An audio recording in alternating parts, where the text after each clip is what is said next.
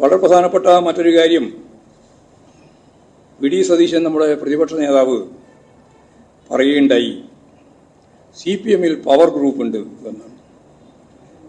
Power group, അങ്ങനെ CPM-ൽ power group ഉണ്ട് എന്നാണ് വി ഡി സതീശൻ്റെ നിലപാട്.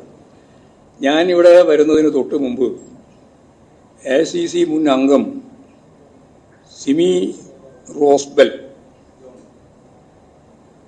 ന്യൂസ് 18 നടത്തിയിട്ടുള്ള ചാനൽ അഭിമുഖത്തെ കൃത്യമായിട്ട് കേൾക്കുകയുണ്ടായി. അവിടെ പറഞ്ഞ കാര്യങ്ങൾ മുഴുവൻ നിങ്ങളുടെ മുമ്പിലുള്ളതാണ്, ഞാൻ വിശദീകരിക്കുന്നില്ല.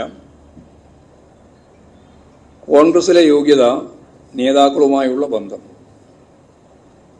അവസരം കിട്ടാൻ ചൂഷണത്തിന് നിന്നുകൊടുക്കണം, പ്രീതിപ്പെടുത്താൻ പുറത്തായതുകൊണ്ട്, അതായത് പ്രീതിപ്പെടുത്താൻ പറ്റാത്തതുകൊണ്ട് പ്രതിപക്ഷ നേതാവിൻ്റെ ഗുഡ് ബുക്കിൽ ഇടം കിട്ടിയില്ല. പ്രീതിപ്പെടുത്തിയാൽ കഴിവും പരിചയവും ഇല്ലാത്തവർക്ക് നേതാക്കളായി മാറാം.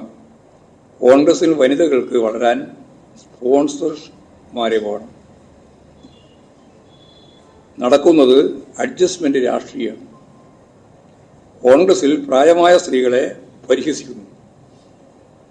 കോൺഗ്രസിൽ ലിംഗവിവേചനമുണ്ട്.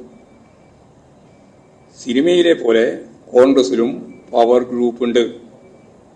അപ്പോൾ ഈ പദം എവിടുന്നാണ് കിട്ടിയതെന്ന് ഞാൻ അന്വേഷിച്ച് നോക്കിയപ്പോഴാണ് എനിക്ക് കൃത്യമായി മനസ്സിലായത്. ഇവരുടെ ഇടയിൽ തന്നെ നടത്തുന്ന ഒരു പ്രധാനപ്പെട്ട ചർച്ചയാണ് ഈ പവർ ഗ്രൂപ്പ്. സിനിമയെ പോലെ കോൺഗ്രസിലും പവർ ഗ്രൂപ്പുണ്ട് എന്നാണ് ഈ സിമി റോസ്ബെല്ലിൻ്റെ അഭിമുഖത്തിൽ പറയുന്നത്. വിവേചനം നടപ്പിലാക്കുന്നത് പവർ ഗ്രൂപ്പാണ്. അവസാനത്താണ് ഏറ്റവും പ്രധാനപ്പെട്ട കാര്യം, പവർ ഗ്രൂപ്പിൽ പ്രതിപക്ഷ നേതാവും ഉണ്ട്. അപ്പോൾ ഈ പവർ ഗ്രൂപ്പ് എങ്ങനെയാണ് CPM-ന്റെ ഭാഗമായിട്ട് ആരോപിക്കപ്പെടുന്നത് എന്നത് വി ഡി സതീശൻ തന്നെ ഈ ഇന്റർവ്യൂ ഒന്ന് കണ്ടതിന് ശേഷം വിശദീകരിക്കേണ്ടതുണ്ട് എന്നാണ് അത് സംബന്ധിച്ച് പറയാനുള്ള കാര്യം.